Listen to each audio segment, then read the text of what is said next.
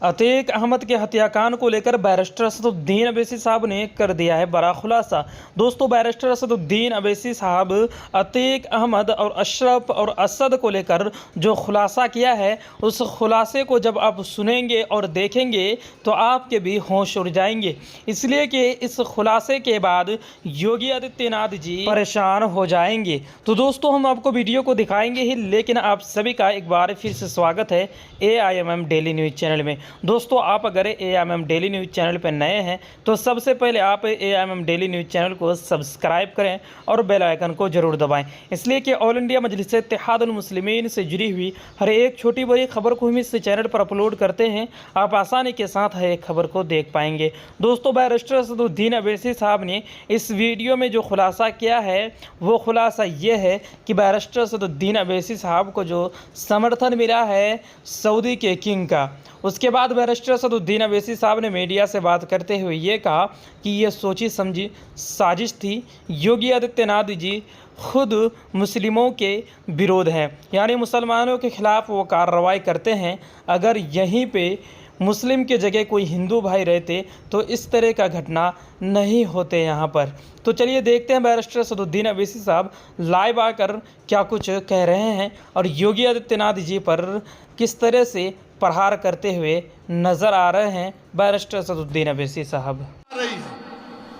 जो लोग पुलिस की कस्टडी में हैं उनको मार दिया जा रहा है, और फिर यह कहा जा रहा है कि नहीं नहीं आप सब अच्छे हैं, सेफ है।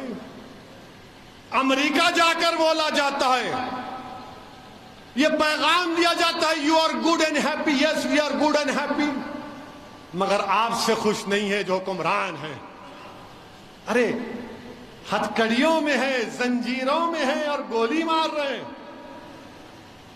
हम पूछना चाहते हैं हुक्मरानों से, दिल्ली के नकली बादशाह से पूछना चाहते हैं, बताओ ये क्या हो रहा है। वो उत्तर प्रदेश के उनसे पूछना चाह रहे हैं, महाराज से, जो अपने आप को महाराज बोलते हैं, ये क्या हो रहा है। उन्होंने कहा था कि गोली का जवाब गोली से देंगे। अब जब गोली चल गई तो जो अतराफ में पुलिस वाले थे, कोई अपना वेपन नहीं निकाला। लाइव टीवी पर कोई अपना वेपन नहीं, ऐसा दिख रहा था कि दूल्हे की बारात में आए हैं पूरे। कोई अपना वेपन नहीं निकाला, निकाल कर एक को तो गोली मारते नहीं, गोली मार दिए, अपने मकसद में कामयाब हो गए। उसके बाद वो हथियार को फेंककर surrender surrender surrender surrender surrender कह रहे हैं। अभी देखो भाई, आप गैर जरूरी तमाशा कर रहे, सरेंडर सरेंडर कर रहे हैं। हम ये पूछना चाह रहे हैं, वो जो तफंचा, जो रिवॉल्वर इस्तेमाल हुई, ज़ेगना F, वो कितने की बंदूक है मालूम आपको? वेपन एक 8 लाख रुपए की है। कितने की है? 8 लाख। 2 हो गए तो 16 लाख। अच्छा, 16 लाख में इनके घर को मीडिया के लोग गए। एक तो बेचारे झोपड़ी में रहती है उसकी अम्मा, एक तो एक कमरे में रहती है। अब इनके लिए हराम की दौलत कहां से आई? फिर ये 16 लाख की वेपन कहां से आया? ये गोलियां कहां से आई? मैं प्रेस कॉन्फ्रेंस करके 12 घंटे में बोला था कि ये काम करने वाले प्रोफेशनल हैं।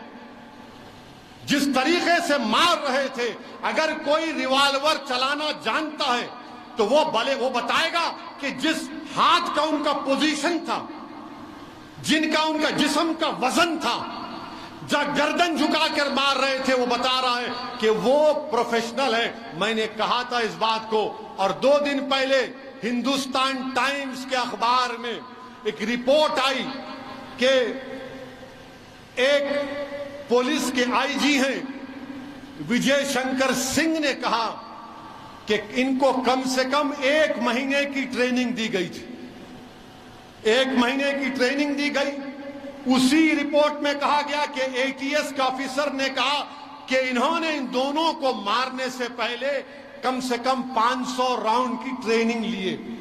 और एक भारत का एक मशहूर शूटर है, माने जो कंपटीशन में जाता है, अजय विक नाम है, उसने कहा कि जिस तरीके से एक हाथ से मारते हैं, एक हाथ से वही मार सकता जो बड़ा प्रोफेशनल होता है, वरना 2 हाथ से मारते हैं। ये एक हाथ से मारे, ये अजय विक कह रहा है। तो इससे मालूम हुआ कि इनको प्रैक्टिस दी गई। इससे मालूम हुआ कि तीनों मारने वाले गोडसे की नाजायज औलाद हैं, क्योंकि गोडसे ने भी गांधी को मारा था गोली से। तो ये गोडसे के जानशीन हैं। और मुझे कहने की इजाजत दीजिए कि ये गोडसे के लुत्फे से पैदा हुए हैं। ये पूरे के पूरे गोडसे के लुत्फे से पैदा हुए। ये 3 लोग टेरर सेल का हिस्सा है। मैं आपको बता रहा हूं, मुझे शक है कि हमारे मुल्क में ऐसे लोग हैं, कितने हैं नहीं मालूम, जिनको ट्रेनिंग दी गई है, जिनको हथियार दिया गया है और जिनको कहा गया कि बेटे